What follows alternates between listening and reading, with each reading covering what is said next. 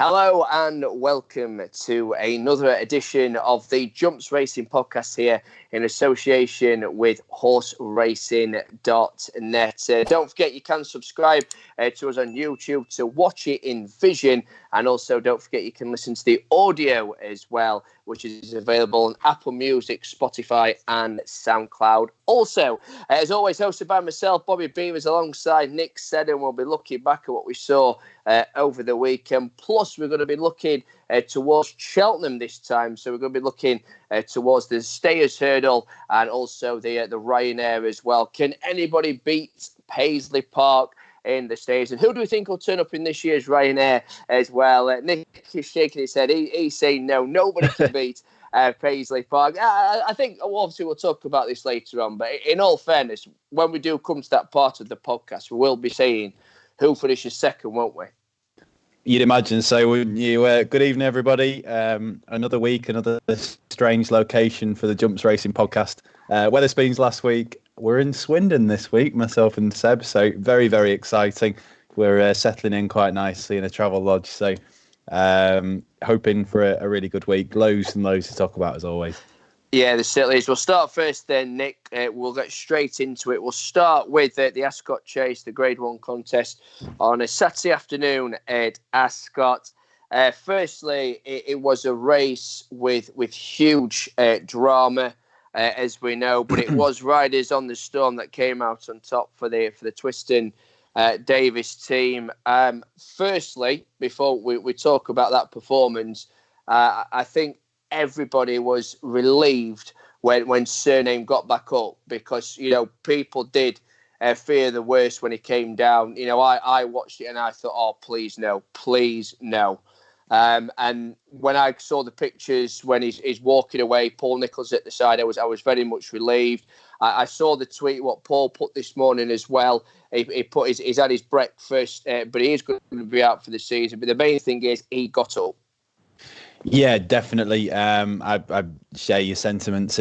Watching the race live, the race didn't matter. The result didn't matter. That fall was a shocker. I mean, Traffic Fluids was a heavy fall. Surnames was a really, really bad fall.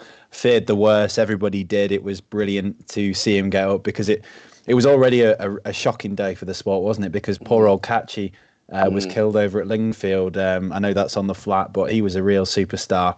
As a sprinter, it's definitely worth chatting about him as well, because that was really, really sad news. I had a soft spot for him. But yeah, great to see. Didn't we? Yeah, I mean, I know this is a Jumps Racing podcast, but he's one of the quickest horses in training. There's not many horses that could not only put it up to Battash, but could lead Battash as far as the 2 furlong pole at somewhere like Goodwood. A really, really quick horse, one of a kind for that. So that was desperately sad. And, Agreed. Thought for the world that Surname, what wasn't going to get up. I really did. So it was brilliant to see him get up. And, it was a really attritional race, wasn't it? The Ascot Chase. Riders on the Storm, we came into it and to talk about the racing now. And, he was deemed as he probably had a similar sort of profile to Surname last year, in that he'd won a handicap at Ascot really, really well over the same course and distance, and was sort of touted as a Grade 1 horse in the making, and certainly lived up to it. He had a very high profile, but it was. I did think it was a strange old race. I watched it back earlier, and I really did think that Surname went, and Riders on the Storm went, a real gallop, and in such conditions, I think that was half the battle with Surname, that they did seem to go a very quick pace. And I think that was shown by the fact that Traffic Fluid was outpaced from 4 to 5 out, and then managed to stay on and looked like he was coming to win the race before falling at the final flight. And, as a result, it's a bit of a strange one to read into form-wise as a consequence, because there's no doubt that Riders on the Storm is talented. To be able to put it up to Surname at Ascot over 2.5 miles, 2 miles 5 is some feat, but the fact that Traffic Fluid was able to get at them after being outpaced makes you wonder whether they did go a bit too quick. And I imagine that race will have taken an awful lot out of him. So He's 10-1, 12-1 now for the Ryanair Chase. We'll check by the Ryanair Chase later. I think he's got something to prove next time out in sort of backing the form up. But a really good performance. Just great to see Surname, alive and well, as is Traffic for the Weed. I thought he ran an absolute screamer. And a really eventful Ascot Chase as always. It always seems to bring up drama, that race. Yeah, well, obviously, just to echo what we just been saying there about Surname, we very much look forward to seeing him again next season and see what he can achieve going into the following season. Let's turn our attention to Haydock as well. We had a double carpet price winner of the Grand National Trial. It went in the way of Smooth Stepper, 33-1 for Alex Hales and Harry Bannister. Now, this was a strange sort of race as well. I really fancied one for Arthur going into the Grand National Trial. Of course, he did get pulled up, didn't he, by Derek Fox, but take nothing away from the winner, the best horse on the day. He was the best horse on the day. Now, Haydock is my local track. I've been going for as long as I can remember, and this is one of the races that, it has a strange name in my eyes because it's the Grand National Trial, and we said last week it's got a miserable record in terms of producing a Grand National hopeful, and that's because it really is a test. It's 3.5 miles. It's usually heavy ground. Haydock, it takes some getting around there, and I think it shows that no horse has ever won the Haydock Trial and then the Grand National the same season, and only 3 horses. And this is my lousy research, so it could be an incorrect stat. Only 3 horses have ever won both races in their careers. Do you know any of the 3? Say that again, sorry. Throwing you completely under the bus here, but 3 Grand National winners ever have won both the Haydock race and the Grand National during their careers, not in the same season. So they've either won the Haydock race and then won the Grand National later in the careers, or the other way around. They've won the Grand National and then the Haydock race. Oh, right. Oh, that's a very, very good question, that. There's one very, very famous one. Okay. Very, very famous Grand National winner, perhaps the most famous. One Red Rum? Yes, Red Rum. There was one that won the National, I think the year I was born in 1992, and had a very topical name because of the time of year it was run. Party Politics. And the last one I'd never heard of from the 1950s, Freebooter. Okay. There you go. Wow. Bit of a stat for you. I was sat on Wikipedia, looking at them.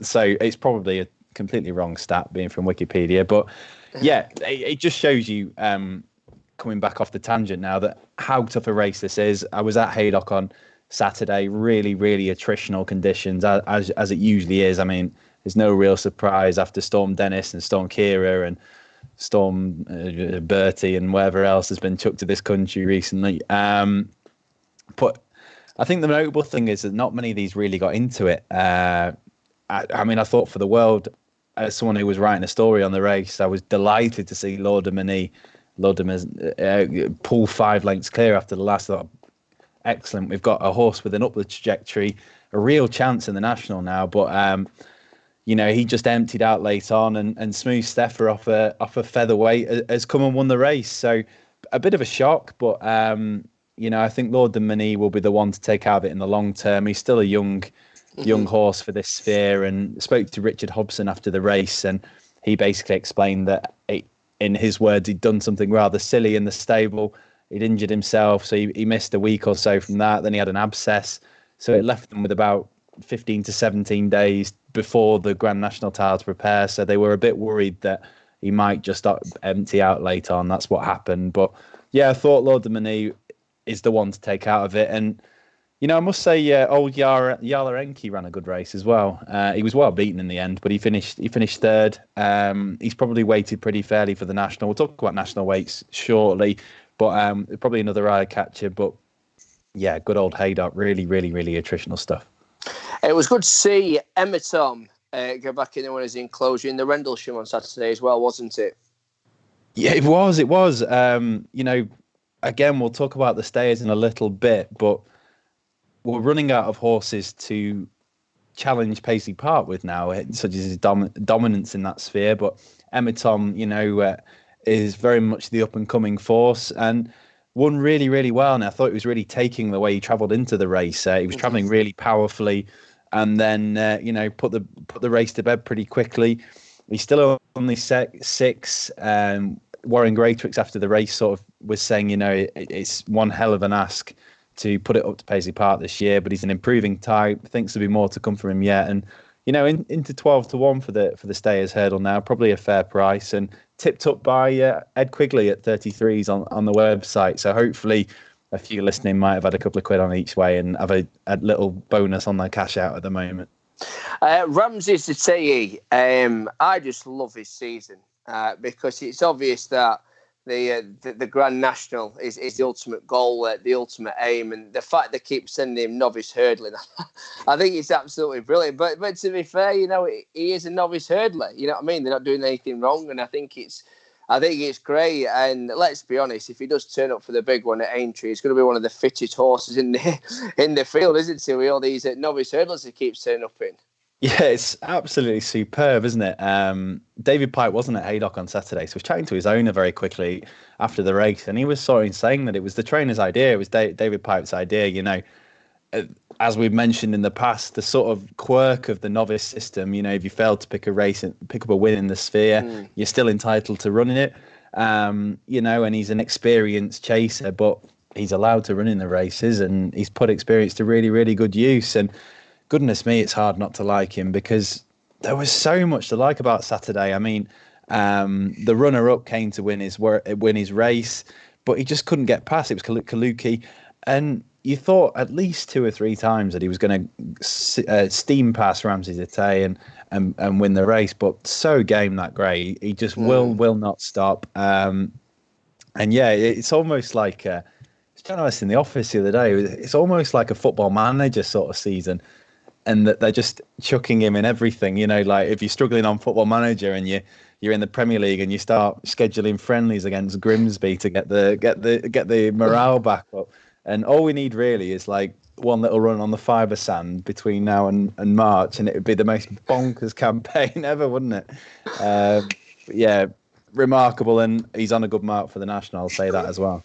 Yeah, he is. We'll talk about the weights very, very shortly. On Sunday as well, if we just turn our attention to what happened over at Navan, just particularly Tiger Roll is the one we're going to talk about. Great to see Tiger Roll back. He finished 5th in the race, which he won 12 months ago. Went in the way of cracking smart also for Gordon Elliott. But Gordon saying afterwards, if we just concentrate on Tiger Roll, he was very happy with his return. Yeah, and I think we're all happy to just see him back on the track, weren't we? Because, he had that setback, and we sort of were worrying that he might be going to Cheltenham, a fresh horse. So I know he won this race as a 25-1 outsider last year, but, this served the purpose of getting him fit. He'll be going to Cheltenham much sharper, and, there was a lot to like. He travelled well into his race. He looked for a little while like he was going to really come into proceedings and have a real shout in the finishing stages, and he just ran out of steam. He looked the token needed the run. Comment. He goes to the cross-country race, and yeah, it's all systems go for Aintree, and it really on Tiger Roll. The thing to say really is, it's great to see Gigginstown confirm that he's going to Aintree. That drama is now over. I was really worried that was going to turn into like a 6-week. What's the word? Just an absolute drama. So I'm glad that they've clarified that he's going to Aintree. We deserve to see him take his chance. Agreed. I mean, to go into his mark, he's on 170. So when the handicapper releases the weights for Aintree, they tend to compress him a little bit as a bit of an Aintree factor. But he's £1 less than he's rated officially. It's very, very. It's going to be a very, very, very tough ask. But it does seem to bring him alive around those fences, and you never know. That brings on nicely as well to us discussing the Grand National weights as well. You've just been talking there about Tiger Roll, and for people, I'm sure you're all aware now, but we had the Grand National weights lunch on Tuesday. I was very fortunate to get an invite and head to. What did he serve, Bobby? Oh, it was beautiful. It was like a nice meat to start off with. And then the dessert, it was hay ice cream and something. It was really nice, but it was mwah. Compliments to the chef, most definitely. Yes, the food was delicious. But yeah, the big event that it was at St George's Hall. By the way, if you've never been to St George's Hall in Liverpool, it is the most amazing building ever. It is phenomenal. If you've never been in, next time you go to Liverpool, make sure you make an effort to go in and see what it's all about. So yeah, the weights got released. Obviously, straight away you're looking for Tiger Roll. Joint top weight with Delta Work, as Nick's already mentioned, 11 stone 10. There's quite a few what's caught my eye, Nick. The one that has a weight of 10 stone 10. Just making sure that's right. Yeah, 10 stone 10. And the other ones have caught my eye as well, obviously lower than 10 stone 10. The lowest is actually 10 stone exactly, like a super feather weight. But just before we talk about those ones, Nick, which ones did you particularly fancy, or which ones have caught your eye? Well, we could be here all night, couldn't we? But I'm not going to pretend to be an expert when it comes to handicapping. It really is one of the most intricate things in the world. But I think you've got to be taken by the mark that Native River has. Now, he's going to have to carry a huge weight. I mean, he's down to carry 11.6, but he's officially rated 168, and he'll carry off a mark of 166. So he's been knocked down 2 pounds to Tiger Roll's 1. So already that's a little advantage in Native River's corner. He's a Gold Cup winner. He's carried big weights in the past. He's never had a mark like this. He's never had, which means, even though he's had 11 stone 10 in the past and things like that in the Welsh National, he hasn't had to concede quite as much weight to his rivals. Whereas this time, everyone except probably Tiger Roll, because I imagine Bristol Demai and Delta Work won't turn up. No. So he'll essentially be second top weight. So yeah, it's hard not to like that mark of 11 stone 6 in the National.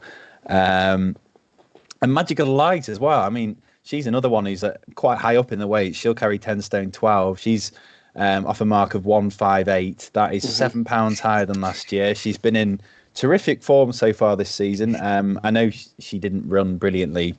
It's Sunday at the time of recording. She was in the Boyne Hurdle with Tiger Roll. She never really went a yard, but we can forgive her that. She's ultra game. I think she's allowed to have an off day. I'm not sure what they'll do with her. I wonder whether they'll just skip Cheltenham altogether and send her to Aintree fresh. But I thought she was in a good mark. And then there's a few others really. I think it's worth mentioning Lakeview Lad for the Trevor Hemmings and Nick Alexander. I think he's probably weighted about where he should be, but relevant to his ability. But I think it's interesting that he was 155 last year, and I think he's been campaigned pretty well. I think he's been running all right. He hasn't won a race, but he was staying on really well on the Roland Merrick last time at Wetherby, and I think it's I think they'll be quite happy with that in the Hemmings colours. To be dropped a pound, because it's probably relative to where he is. It guarantees him a run. And they probably feel they didn't have a fair crack of the whip at it last year in the National. He was caught wide a long way out, never really got into things. So then that was because he fluffed the start, basically. So with a bit more luck, it's certainly worth not writing Lakeview Lad off. And then, well, there's so many. I mean, we could talk all night. One for Arthur's off. He's back down to his Grand National winning mark. Give Me a Copper. He's a long way down. He would need 16 to come out, owned by a certain Sir Alex Ferguson. So I'm sure they're fancying a win at Aintree. Walk in the Mill won the Beecher, was fourth last year. He only needs 7 to come out to get in, so he would be on a very attractive weight. And Ramsey Zatay, we've mentioned him. He's all but guaranteed a run. He would technically needs 1 to come out to get in, but that will happen. Delta Work's already been confirmed to be missing the race, so Ramsey Zatay will be in right near the bottom of the weights.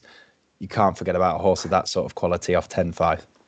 Yeah, just a few I'm going to mention as well, Nick. One is definitely red for the Brian Ellison yard, number 23, so guaranteed the run of 10 stone 10. Now, I think with him a few years back when he ran in the National for the first time, it was definitely unlucky because he was hampered by the young master, and he was travelling. It was early on in the race, but he was travelling well. He was jumping the fences for fun.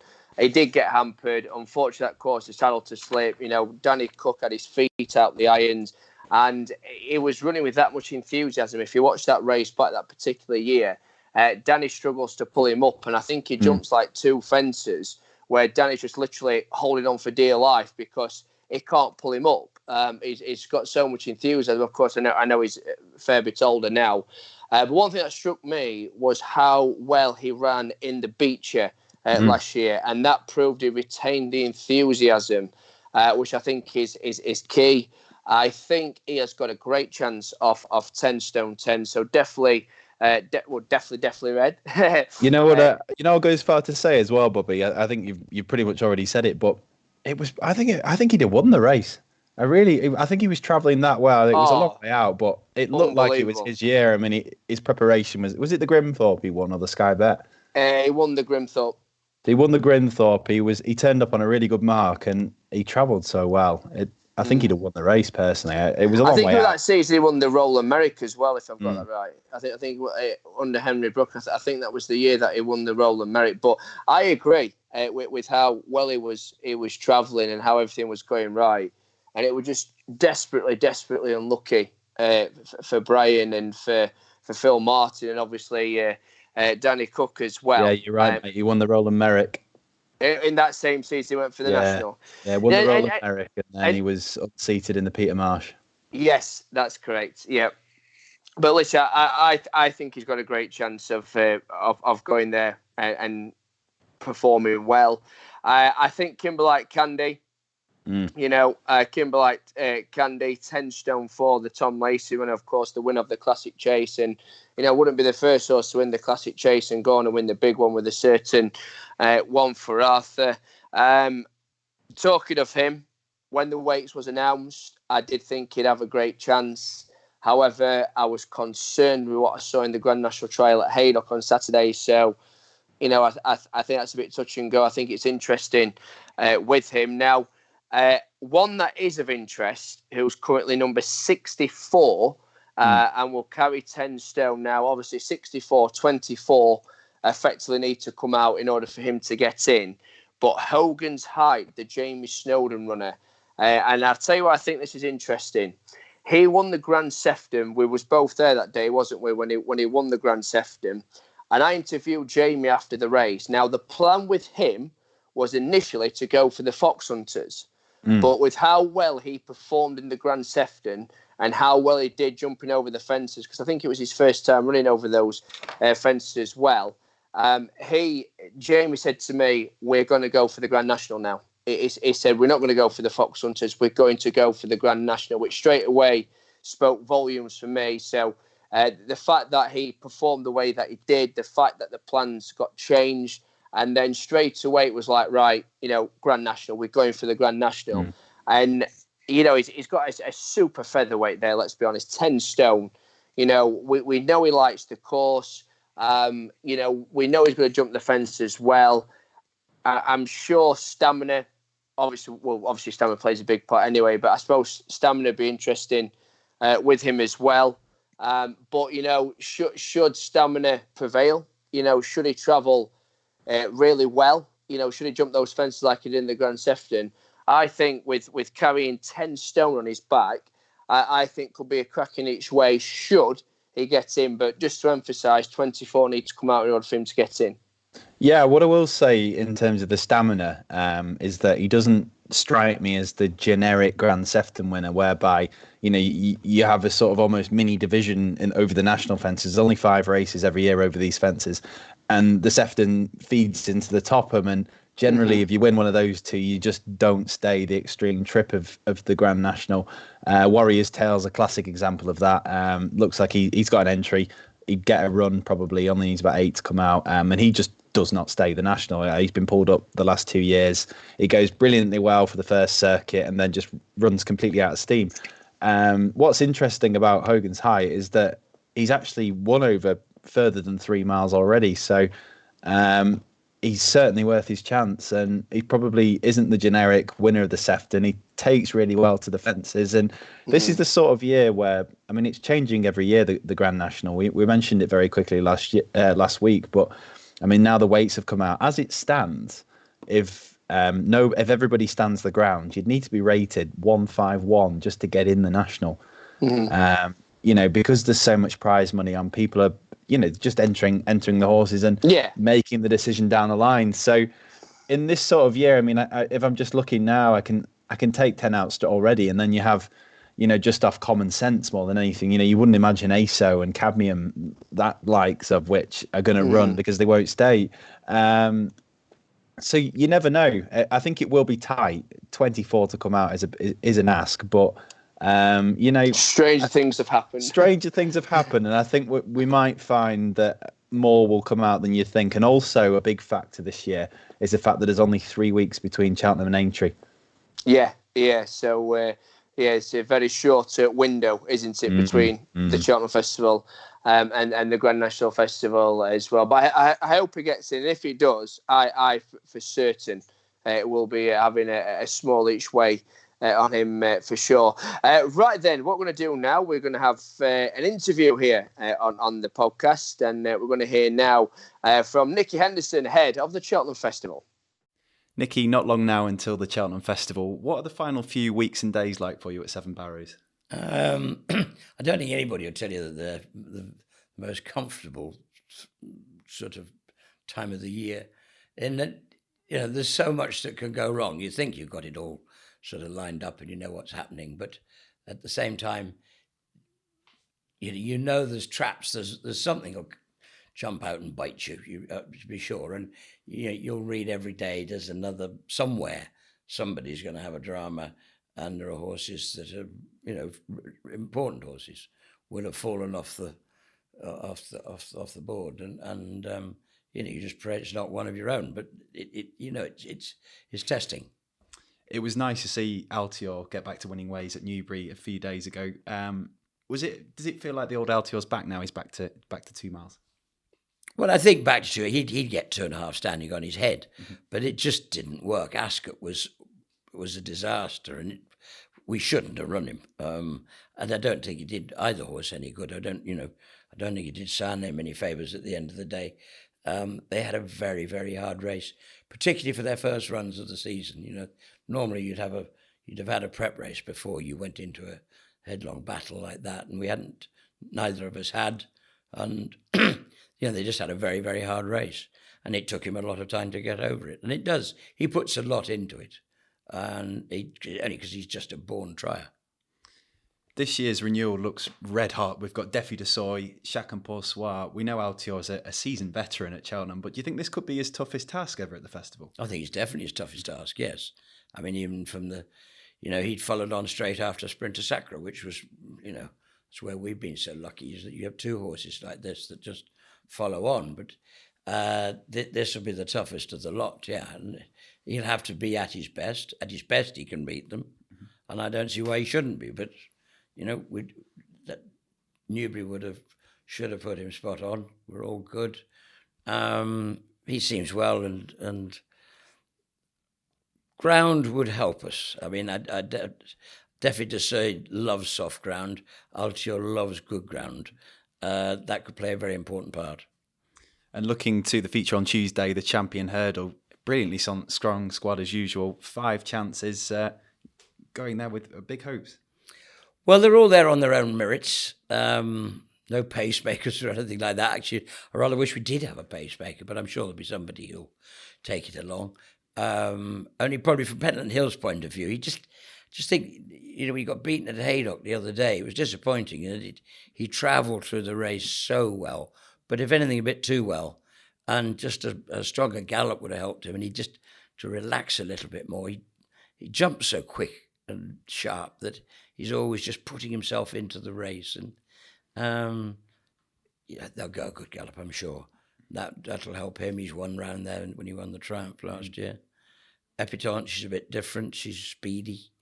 And she's been very good. Some will say only on flat tracks, but I mean, only because she didn't run very well in the Mayor's Novice last year when I thought she was one of our best chances of the week. But there was a lot of things affecting the horses at the time, in that we'd had to revaccinate at a very, very inconvenient time. And I think she was one of the ones that was almost certainly affected by it. It must be nice as well for the owner, JP McManus, with what happened with Bouvardere. Really unfortunate that she's been able, the mare, to step in and be a brilliant replacement. Well, yeah, and last year's winner of JP's, that he sadly died at the beginning of the season in Ireland, and Bouvardere had this freak accident where he got a piece of hurdle, got wedged through his foot. I mean, it was horrific. He's got a long way to go, but he's being allowed home to Ireland this week, actually. So he's out of hospital. But having lost two of the previous two champion hurdle winners, it would be fair justice if he came up and won it with a third one, and I'd like to think he's got a good chance. That's the feature race on Tuesday, is the champion hurdle, but you've got a fine chance in the opening race in the Supreme in the form of Shishkin, who's looked really, really good so far. So far, so good. Yeah, he's looked very good. It's a sort of, it's the opening race. It's an important one, really, because it's one you'd always like to win this, because if you could just get, what you need is a winner on the first day. That's the important thing. If you win the first race, even better, because somehow the pressure comes off, and you know you've got your first run on the board. And when you're sending in something like Shishkin to open the batting, you know you've got a chance for a score. So he is good. He's looked it both times anyway, and he hasn't got a lot of experience, but he's looked very professional. It's a really interesting situation, that, because we could have an owner here with the two favourites for the race. Are you almost hoping that maybe Asterion Forlonge heads elsewhere? Well, I said to Joe Donnelly the morning before, on the Sunday morning, I was talking to him, and I said, wouldn't you split them up? He said, I said, you might finish first and second. And we said, that'd be fine. So he's, it's fair dues. I mean, they've got to run them in. Again, we have the same problem, but, we have to decide where Chantry House goes, because JP's got more than one that would I'd probably say I think he might be more of a 2.5 mile horse, but he has got other options in that race as well. So it's a question of, we'll work it out. And looking ahead now to the Blue Ribbon race, the Gold Cup, and another fine chance there with Santini, who admittedly probably wasn't quite firing at Sandown, but looked a real deal in the Cotswold Chase last time. It was good. I mean, he was. I think it was a good performance. Good old Bristol Demise. I think he was, no doubt. I mean, he was at his top of his game on the day, and it was a good performance. There'd be improvement. And he's very well in himself. He's bright. He loves his work, and he's an enthusiastic horse. He loves it, and you can't throw enough work at him. But I think it's open when we've got to see where Album Photo is. He's wearing the crown at the moment, but it's like with all of us, everybody's trying to knock each other's crowns off. So, there are lots of lost in translations and all sorts of horses.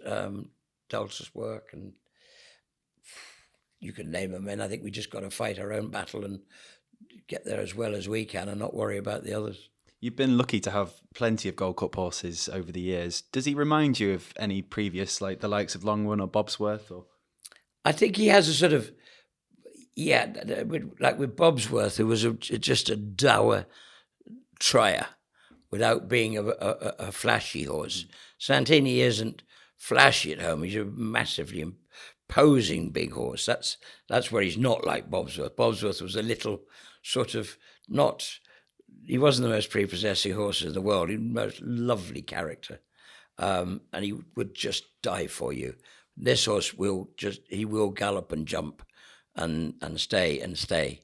But I think he's, if he does that as well as he can do, he ran very well in the RSA last year too, on the back of a horrible preparation. So, if you could just get there, whether we can get a clean run through these last 3 weeks, then he must have a good chance.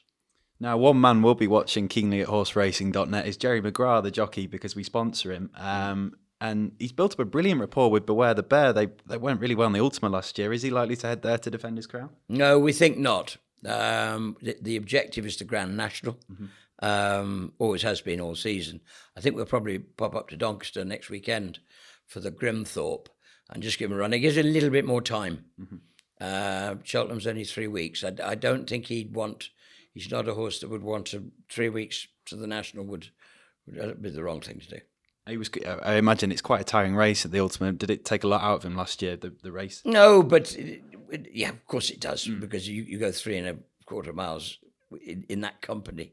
It's tough, but we're planning on the National, so we'll just have one run in Doncaster on the way is the plan.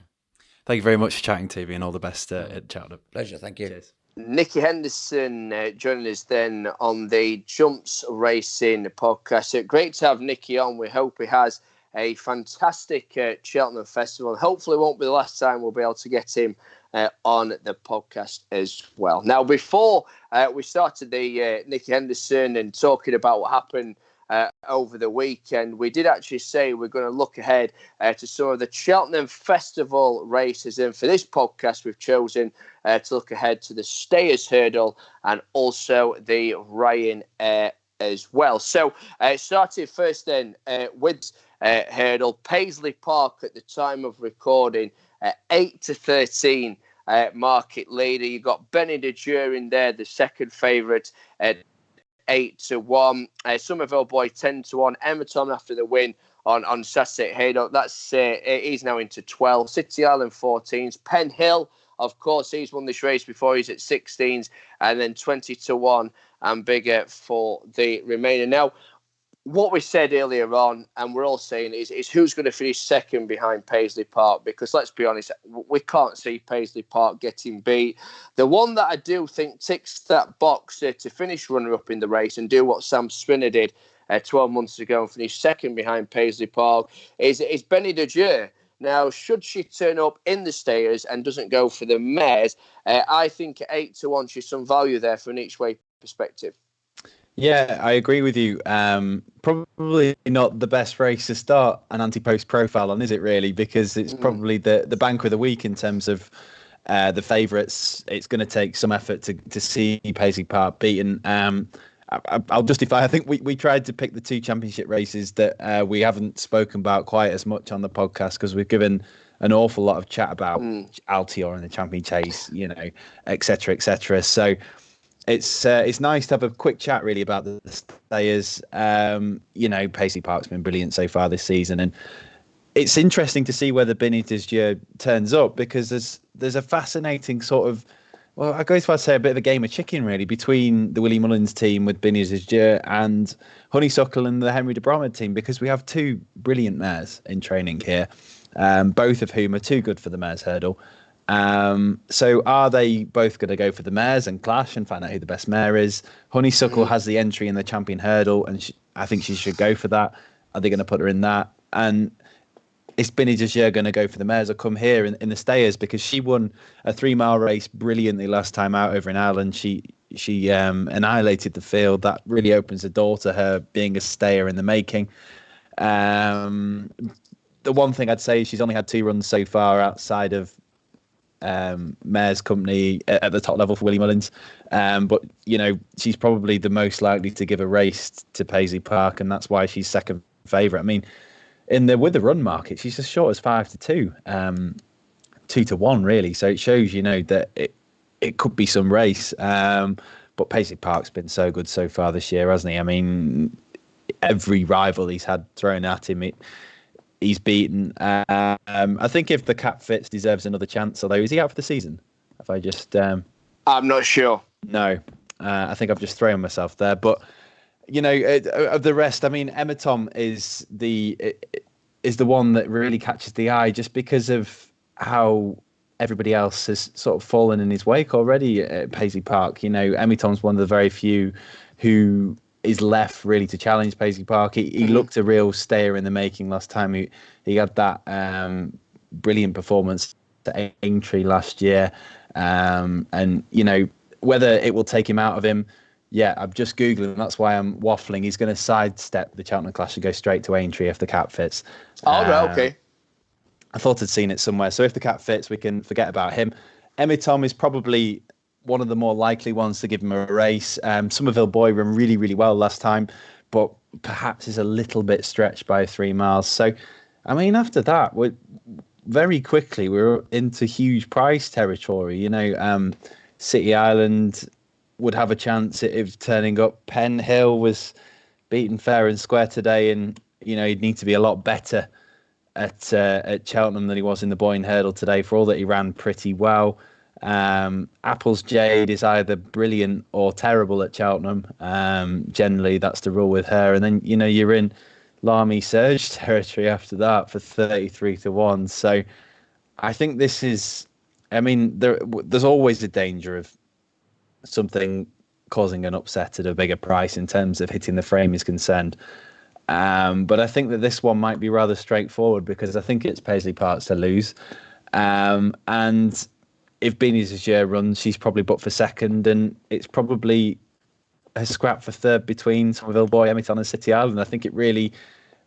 Punters generally latch on to there is a banker of the week. In years gone by, it's been Altior in the Champion Chase, or Duvan in the Arkle and things like that, and Faheen in the Champion Hurdle.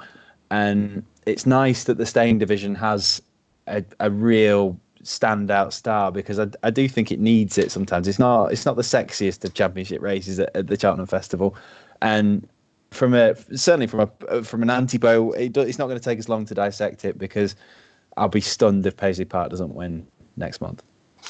We're going to look ahead to the Ryanair as well. At the time of recording, Plutard is the 5-2 favourites. Of course, last year's winner of the Close Brothers novice handicap. 7-2 second favourite for Maine. Last year's winner, Frodon, at 6-1. Riders on the Storm, we've already mentioned about him, the Ascot Chase winner over the weekend. Chacon Poursoir won't go.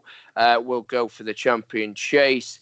It's interesting, this, because I'm just having a look at some of the entries here, just in regards to, it's one of those where traders have given them multiple entries, aren't they? So it's just trying to work out what race they'll end up in. Really, personally, I think Frodon will go in again. Do you really? Yeah.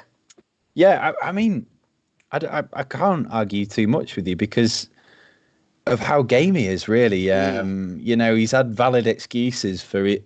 The two starts he's been beaten this year. We said it, the other week. Carried too much weight at Aintree on rear, and then probably found Haydock in the Betfair Chase a bit too much of a test. But was back to his brilliant best at Kempton last time in the Sylvian Arco Conti. Has this brilliant partnership with Bryony Frost, and he's as game as they come, isn't he? So yeah, I couldn't put people off backing Frodon. I just wonder whether a bona fide Grade 1 chaser would have his measure. I think that's probably my one criticism of Frodon. But at the same time, the Ryanair from an ante-post perspective is one that cuts up very quickly, isn't it? I mean, Plutar's a Cheltenham Festival winner last year, won the Close Brothers, and he's an interesting one because he's run twice so far this season over 2 miles. I imagine he will come here though, because he beat Chacon Poursoir, didn't he, over Christmas over 2 mile one. But he's always strike me as one that needs 2.5 miles. I mean, if you owned him, would you consider the Champion Chase, or would you just send him straight for the Ryanair? Plutard. Yeah. Ryanair, because realistically, this is what you've got to think is if you go for the Champion Chase. You're going up against Defi de Soy, you're going up against Altior, and you're going up against Chacon Poursoir as well. Do you know what I mean? So you've got to weigh it up here. And personally, obviously each their own, but surely the way you're going to look at it is, which race has my horse got the best chance of winning at the Cheltenham Festival? Obviously they don't always think like that as it proves, but personally, I would go for the Ryanair myself. Out of those two, I'd definitely pick the the Ryanair. Would you? I think so. I'm looking at the form in front of me, and I just wonder. But it's a cliche thing, really, to say about horses that stay further than the trip. I wonder if it was bottomless, and I'm staring outside, and it's pouring down with rain. Whether if it was bottomless at Haydock, whether they would consider the Cheltenham Festival, the Champion Chase. Sorry, but no. I said, over Christmas when he beat Chen Bossoir, he looks to me like a 2.5 miler. So I think he should be in here, and he's probably the right favourite. But if he bumped into Min, if Min was in the right mood, God love him. He never seems to quite bring his best for the Cheltenham Festival, but you can never quite rule him out either, because he'll then go and obliterate everybody at Aintree a month later, and you think, well, where was that Min at the Cheltenham Festival? Poor old Surname won't line up.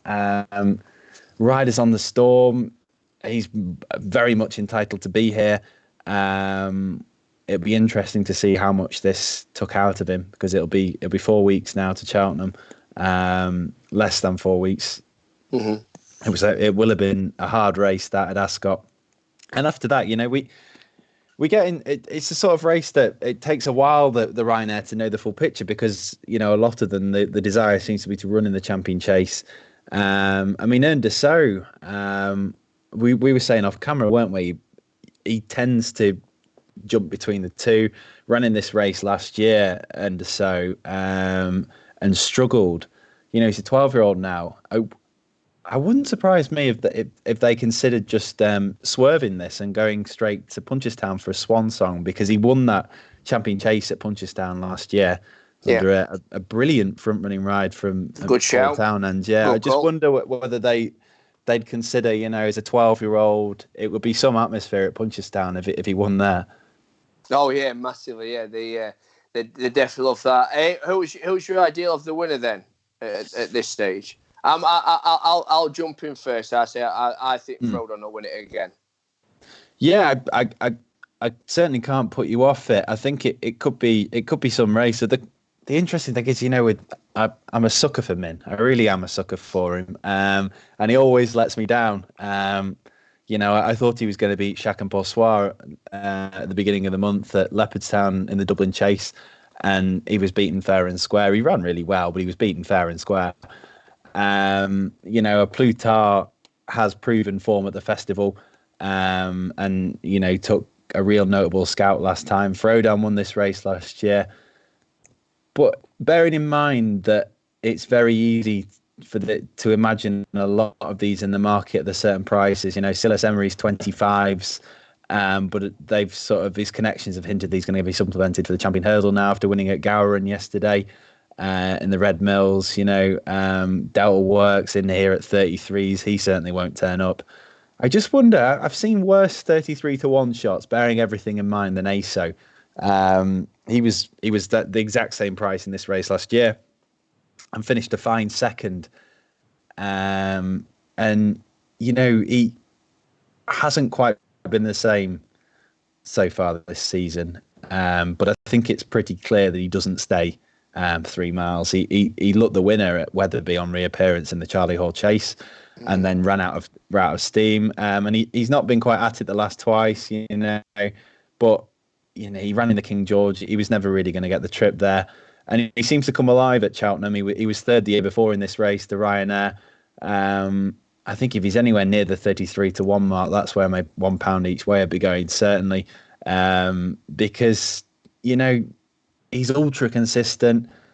You know what you're going to get with him, and just a fascinating type. And I wouldn't rule out Dynamite Dollars either if he turned up here. He ran a brilliant race on reappearance last time out behind Altior.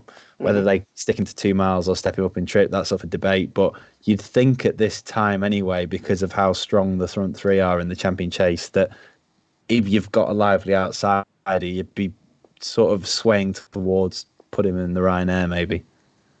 Now, interesting thoughts. It's definitely all to play for, isn't it? It is, yeah. I mean, it's 3 weeks on Tuesday, is it, until the festival? I believe so. And a certain preview night as well in a week or so. If you know any that you'd like to plug, Bobby. Well, I'm glad you mentioned that. I wasn't going to say anything, of course, but Monday, the 24th of February, at the Red Lion Hotel at Todwick in Sheffield, I've organised now. I've hosted plenty of Cheltenham previews in my time, and every year so I'm going to do one. And I'm organising my own. We've started up a fund on just giving in memory of my dad.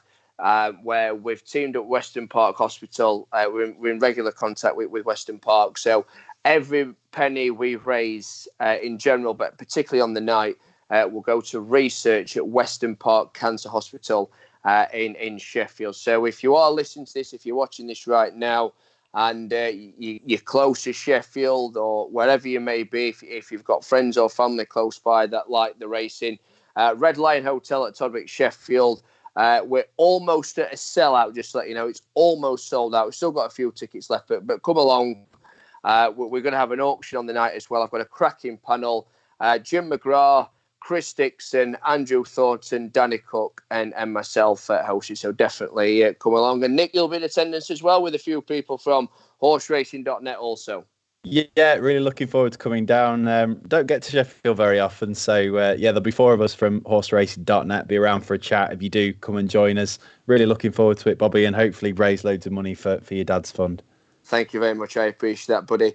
Right then, that's the end of this week's podcast. We hope you've enjoyed it as always. And just talking of Cheltenham, if you would like to be there on day 4, the final day for the Cheltenham Gold Cup, horseracing.net are giving away tickets. All the information is on the website, all the w's.horseracing.net. Also on Twitter as well. Make sure you follow them at horseracing_net on Twitter. All the details will be on there as well. If you are looking for your clues and your pointers, if you want to read those blogs as well ahead of the Cheltenham Festival, do visit the website, all the w's.horseracing.net. There's plenty of Cheltenham content on there, which I'm sure you'll all enjoy. But from the meantime, for myself, Bobby, alongside Nick, wish you all a very good evening, and we'll be back next week.